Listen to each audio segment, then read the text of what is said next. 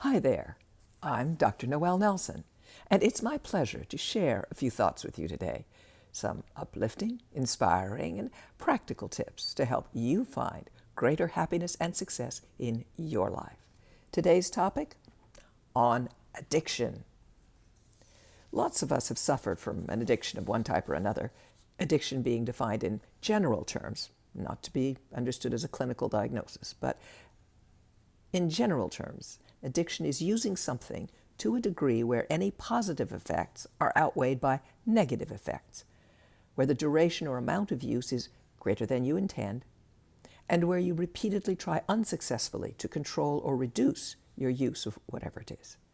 Common addictions are to caffeine, cigarettes, e-cigarettes, drugs, alcohol, certain types of food, food itself, shopping, gambling, thrill-seeking, jogging, Netflix binging, web surfing, to name but a few.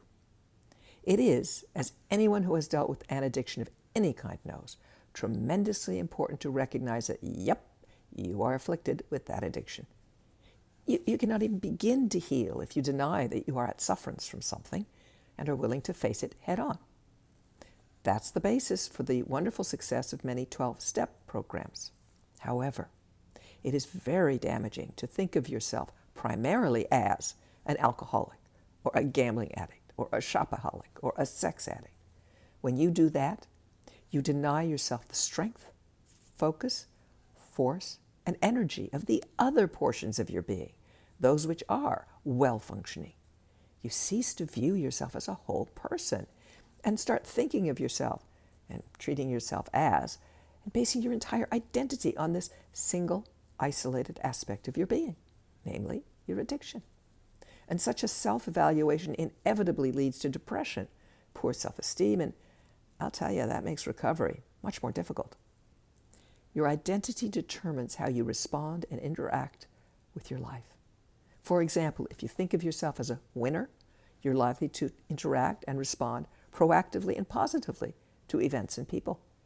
If you think of yourself as a loser, you're likely to be reactive and negative in your approach to life and to other people. Who you identify yourself as has a lot to do with how you live your life. You can own your addiction without giving over your entire self to that addiction. Own your other attributes, your intelligence, your ability to interact with animals, your enjoyment of sports, your sense of humor, your caring. Own those at least as equal in defining who you are as is your addiction. You can say, for example, I am an alcoholic, and also say, I am a proud mom, I am a giving person, I am a good worker, or, more wonderfully, I am a worthwhile human being. You can see the seriousness of your addictive behavior and work through whatever 12-step programs, support groups, counseling, inpatient, whatever treatments you choose to heal it, all the while drawing on the strength and vigor the other portions of your being afford you. You are a whole human being, a wonderfully complex individual with all sorts of facets to your being. When one of those facets isn't contributing positively to your health and happiness, deal with it, absolutely. But never forget, you are greater than any single portion of yourself, and anchor yourself in that greater you to give you the courage and confidence to heal. It is amazing the power you have within yourself if you will but look to see who's really there.